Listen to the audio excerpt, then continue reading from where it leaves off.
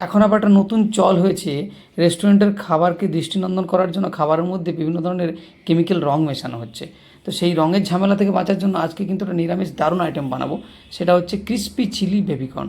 প্রথমে 200 গ্রাম বেবিকর্নকে ছোটো ছোটো করে কেটে একটু নুন দিয়ে জলে 1.5 থেকে 2 মিনিট মতো ফুটিয়ে নিলাম। তারপরে ভালো করে জল দিয়ে ধুয়ে নিয়ে এবার একটা বোলে নিয়ে নিলাম।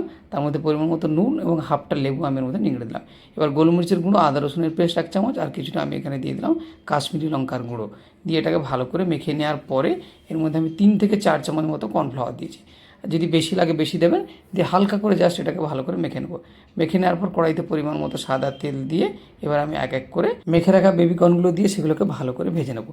আপনারা যদি এটাকে একদম ক্রিস্পি করতে চান তাহলে কিছুটা ভেজে রাখবেন, তারপরে আবার যখন মশলাটা রেডি হয়ে যাবে মানে সসটা, তখন আবার একবার ভেজে দিয়ে দেবেন। এবার কড়াইতে পরিমাণ মতো তেল রেখে এর মধ্যে আমি আদা কুচি, রসুন কুচি দিয়ে দিলাম, সেটাকে একটু নাড়াচাড়া করে এর মধ্যে আমি লঙ্কা কুচি, পেঁয়াজ কুচি এবং ক্যাপসিকাম কুচি দিয়ে সেটাকে একটু নেড়ে চেড়ে নেবো। তারপরে এর মধ্যে আমি দিয়ে দেবো কিছুটা গোলমরিচের গুঁড়ো আর চিলি সস আর কিছুটা হচ্ছে ডার্ক সয়া সস, তার মধ্যে টমেটো সস এবং শুকনো লঙ্কার গুঁড়ো দিয়ে একটু নাড়াচাড়া করার পরে একটু স্বাদের জন্য চিনি দিলাম। তারপরে এখানে 1 চামচ মতো আমি এখানে কর্নফ্লাওয়ার স্লারি দিয়ে ভেজে রাখা এগুলো তুলে দিলাম। তুলে দিয়ে এগুলোকে নাড়াচাড়া করবো। ব্যাস, ভালো করে হাই ফ্লেমে টস করে নিলে কিন্তু তৈরি হয়ে গেল একদম ক্রিস্পি চিলি বেবিকর্ন। এবার এটাকে সুন্দর করে পরিবেশন করুন। আমি এখানে সাদা তিল এবং একটু ধনেপাতা কুচি দিয়ে পরিবেশন করেছি। অসাধারণ খেতে হয়, কিন্তু একবার বানালেই বুঝতে পারবেন কেমন হয়।